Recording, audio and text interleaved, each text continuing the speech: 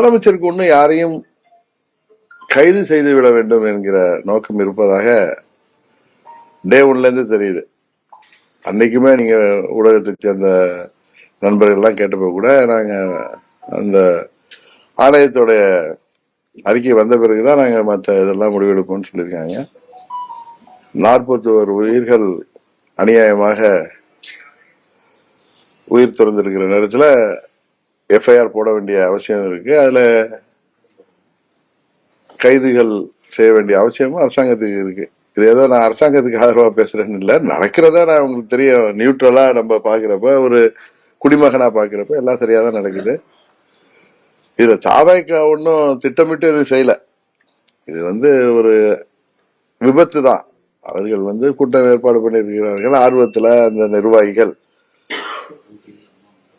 அவர்கள் தலைவர் வரும் பொழுது நிறைய கூட்டத்தை காட்ட வேண்டும் என்றெல்லாம் அவர்கள் ஏற்பாடு செய்திருக்கிறார்கள். இருந்தாலும் அனுபவம் குறைவுனால அவங்களுக்கு அவ்வளவு தொண்டர்கள் வந்திருக்கின்ற இடத்துல அவர்களுக்கு உரிய அடிப்படை வசதிகளை, இப்ப நம்ம எல்லாம் கூட்டம் போட்டோம்னா ஆர்ப்பாட்டம் அறிவிச்சா வெயில் நேரமாக இருந்தா கூட அவர்களுக்கு எல்லாம் குடிக்க தண்ணீர் பிஸ்கட் எல்லாம் கொடுப்போம், எல்லா கட்சிகளும் செய்வாங்க. அவர்களுக்கு தெரியாமல் இருந்திருக்கலாம், அது கூட அவங்க வேணுக்குன்னு செய்யலன்னு நம்ம சொல்லல.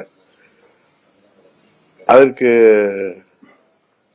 திரு விஜய் அவர்கள் அதுல அந்த விபத்தை பார்த்தது மிகவும் மனது உடைந்து போயிருப்பார். இது எல்லோருக்கும் உள்ளதுதான். அது அவங்க முதல்வர் அவர்கள் சொன்னது போல எந்த தலைவருமே அவங்க கட்சி தொண்டர்களோ நிர்வாகிகளோ இறப்பதை யாருமே ஏற்றுக்கொள்ள மாட்டார்கள், விரும்ப மாட்டார்கள் என்று அவரு யதார்த்தமாகவும் சொல்லியிருக்கார். ஆனா நான் நினைக்கிறேன் திரு விஜய் அவர்கள் இதுக்கு தார்மீக பொறுப்பேற்றிருந்தார். நேற்று நீதிமன்றம் கூட அவர் மீது அவ்வளவு கண்டனங்கள் தெரிவிச்சிருக்காரு. தார்மீக பொறுப்பேற்றிருந்தா ஒருவேளை அது பழி நம்ம மீது வந்து விடுமோன்னு அவருடைய ஆலோசகர்களோ இல்ல வழக்கறிஞர்களோ சொன்னதுனால அவர் அப்படி பேசியிருப்பாரோ அப்படி என்று நான் நினைக்கிறேன். இது யாரையும் நான் சப்போர்ட் பண்ணி சொல்லல. அது தார்மீக பொறுப்பு தாவேக்காவுக்கு தான் இருக்கு.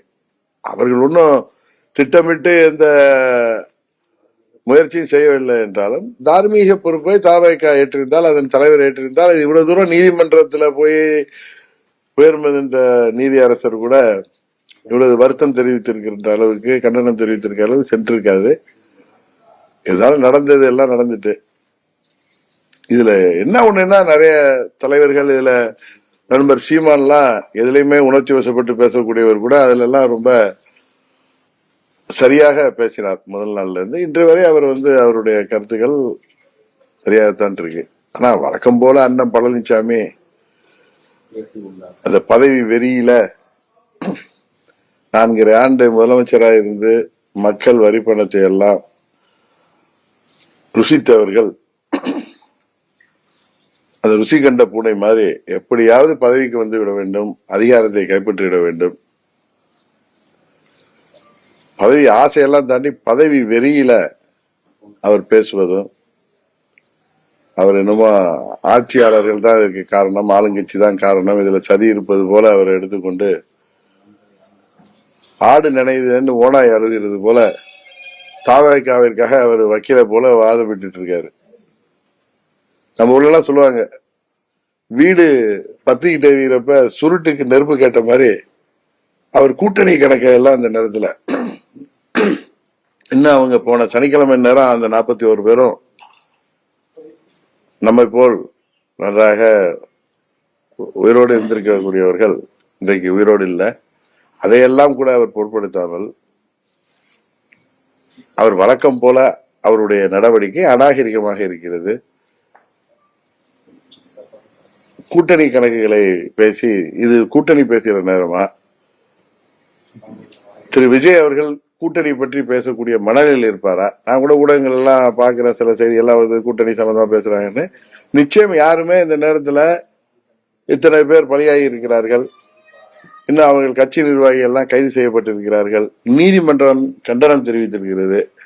இந்த நேரத்தில் அவர் கூட்டணி பற்றி பேசுவதெல்லாம் எந்த ஒரு மனிதருக்குமே இருக்காது, எந்த ஒரு தலைவருக்கும் இருக்காது. ஆனா பழனிசாமி அவர்கள் ஒரு ஊரா போய் கூறதை பார்த்தா அவரை